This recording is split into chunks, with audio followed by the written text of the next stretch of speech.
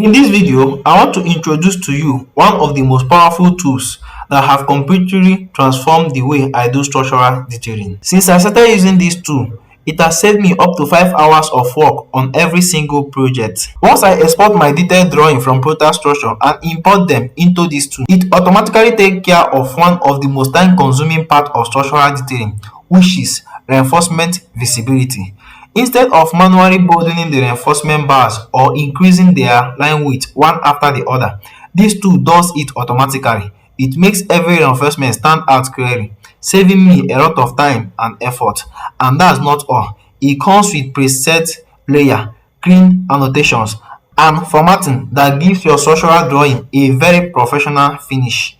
Whether you are a beginner or an experienced structural engineer, this tool will drastically improve your workflow, help you produce drawing faster, and reduce error in your detailing process.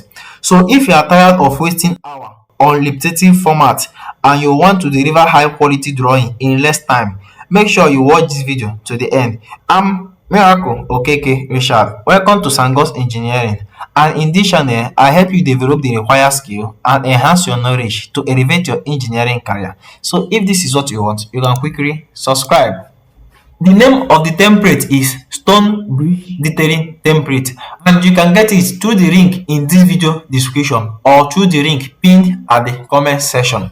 So in this template, we have the one for pipe foundation, the one for slab wall foundation, we have the one for beam wall foundation, we have the one for wide strip foundation. If you have any drawing on steel, you use this template, and if you also have any drawing on path foundation, you use this template. And also this template is not just for ProtaStructure. This template is also for Start Pro, and this template is also for Orion. We'll be going through this foundation type one after the other, so you see how this template works. But first, let's start with the most common foundation that we know, which is the path foundation.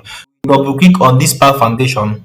Once we double click, it will bring us to this interface. If you can see, we already have a structural drawing that we can easily reference anytime we are doing our own structural detailing, so that we will not be wasting most of our time. Also, another uniqueness of this is just that this sample that they gave us here, they have arranged it in a way that you should be arranging your structural drawing, in the sense that after your foundation, you should be seeing your path footing. After your path footing, you should be seeing your column. After your column, you should be seeing your first floor detail, and after that, you should be seeing your slab design or slab detailing. So the uniqueness of this template is that everything has been arranged, and also it provides us with a sample drawing that we can always reference anytime that we need to reference it. So this is a sample. This is a drawing that I got from ProtaStructure. If you can see, this is a drawing that I got from ProtaStructure. So if it is before, the way it is being done is that this drawing now that I got from ProtaStructure, what I'll do is that I'll come here and highlight this. I'll come to this by layer, increase the line width to 0.3. I'll increase the line width to 0.3. I'll do escape. If you see, the line width is no longer the same. I'll now highlight this, do MA, which is to match property. So I'll come match this property. I'll come match this property. I'll come match this property. This is how I'll match everything. So this is how it is being done before. But let me do Ctrl Z, which is to undo. This is how it is being done before. But now I don't need to be matching property again. I don't need to change the line width to 0.3. What I will just do is just that I'll just come here, highlight this thing, do do Ctrl C. Ctrl C stands for copy. I'll then now come to this template. I'll just come to this template. I'll just do Ctrl V. So if I do Ctrl V, I'll paste it here. I mean, if you can see, it has already been highlighted. So I don't need to come and start highlighting it again. Look at it. The line width is already in 0.3. So this template have saved me the time that I've used in highlighting this drawing here. Also, let me come to beam. If I come to beam now, if I want to, as me it was before, if I come to beam, what I'll do is that I'll just click on this.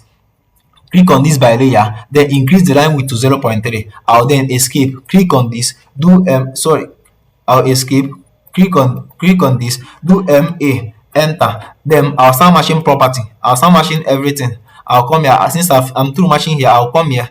I'll match this. I'll also after matching this, I'll match this. This is what I'll be doing one after the other till I'm through with this whole bin. But having this template, let me just do Ctrl Z, Ctrl Z, Ctrl Z, Ctrl Z. But having this template, I don't need to be matching property one after the other again. What I'll just do is just that I'll come here, highlight this, do CO, which is to copy, come to this template and just zoom out, do Ctrl V, then paste it here.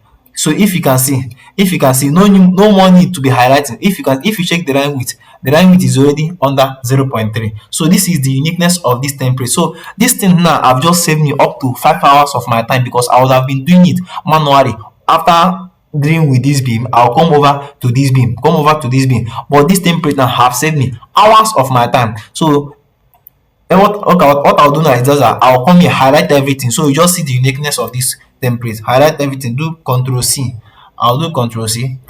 Wait ahead, then I'll now I'll click on this template. Now do Control V.